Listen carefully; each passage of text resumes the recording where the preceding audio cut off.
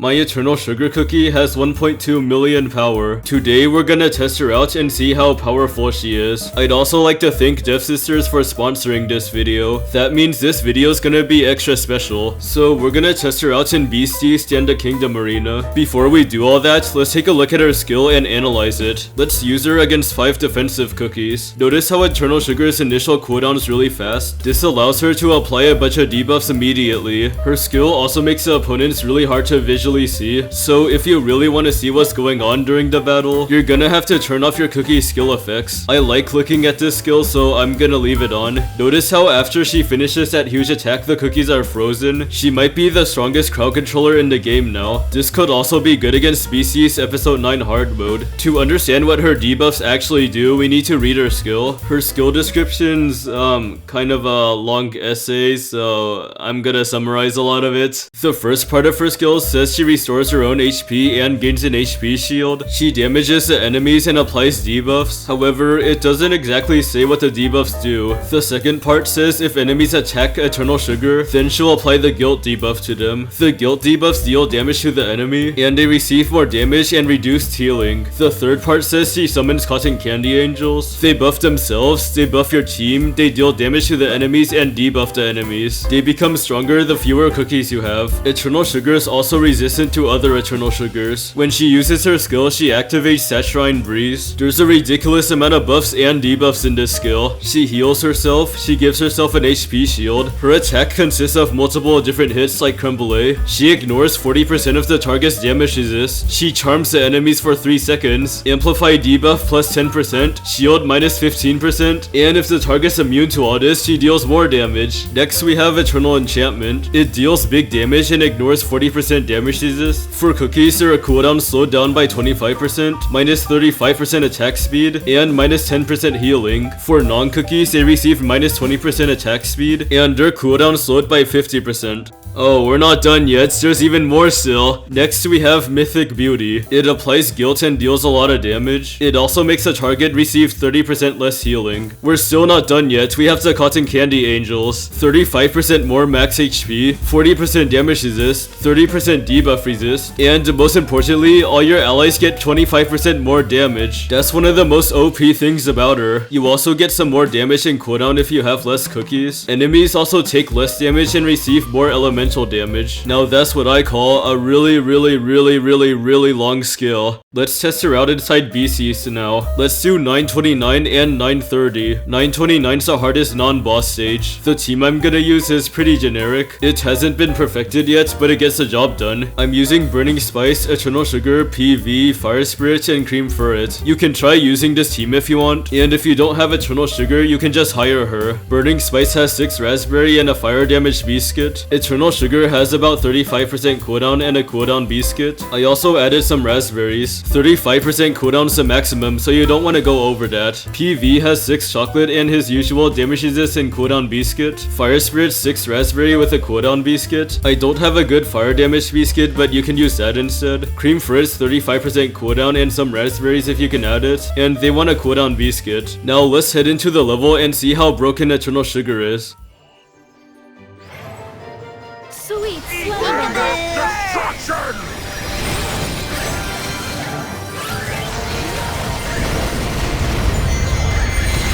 Sweet slumber. Peekaboo! Witness destruction! Sweet slumber. Peekaboo! Witness destruction! Sweet slumber. Peekaboo! Well, that level was easier than expected. I'll also show you the damage output. Eternal Sugar dealt decent damage, but not as much as Burning Spice and Fire Spirit. She still did 23 million damage, and let's do 830 now. The boss is a jewelry box. It doesn't deal too much damage. It's really tanky though, so killing is the tricky part. It's not too difficult though, cause I can just brute force it. So here's the team I'm gonna use. Burning Spice, Eternal Sugar, PV, Wind Archer, and Cream Ferret. It's not the most perfect team, but it gets a job done. Wind Archer's using 6 raspberry and an attack speed biscuit. Everyone else's topping's the same as last time, and I'm using the scroll, watch, and fork. The fork's able to counter the boss's hit shields. So here we go, let's brute force a level with Eternal Sugar.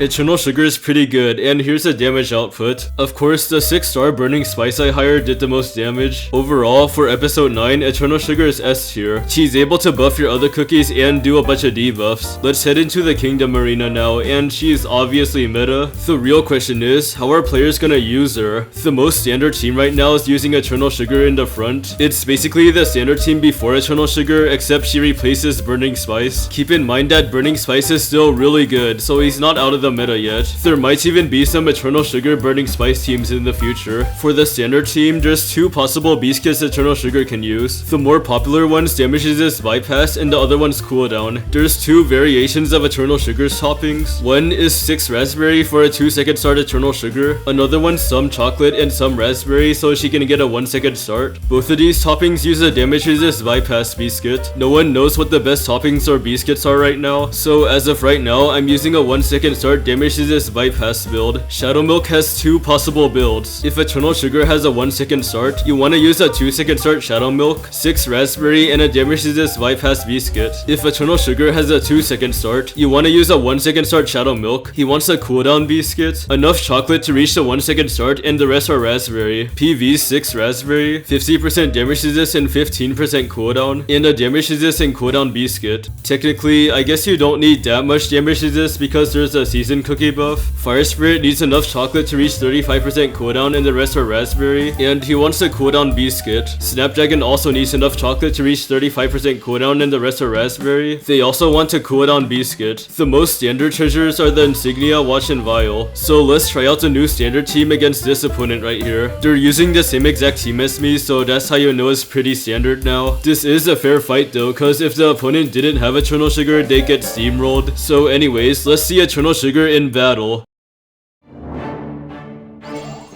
Sweet slumber.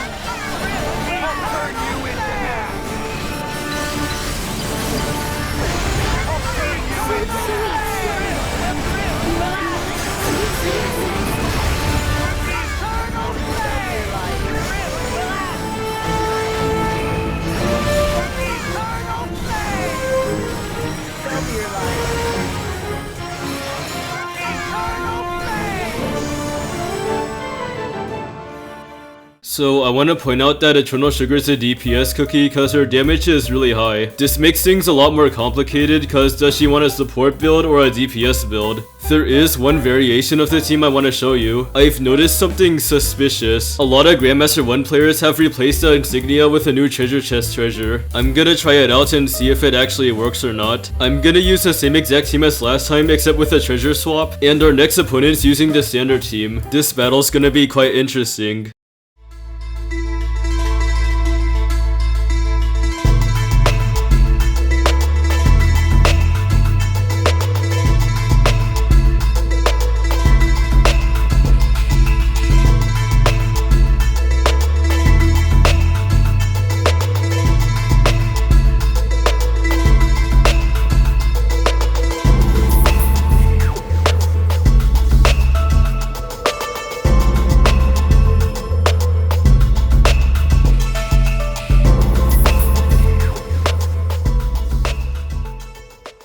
Looks like the new treasure does work. So overall, Eternal Sugar is extremely meta, as expected. Once again, thank you Dev Sisters for sponsoring this video. If you don't have Cookie Run Kingdom installed, go to this video's description and click the link near the top. It'll take you to a place where you can install this game, and you can subscribe if you want. That's all for now.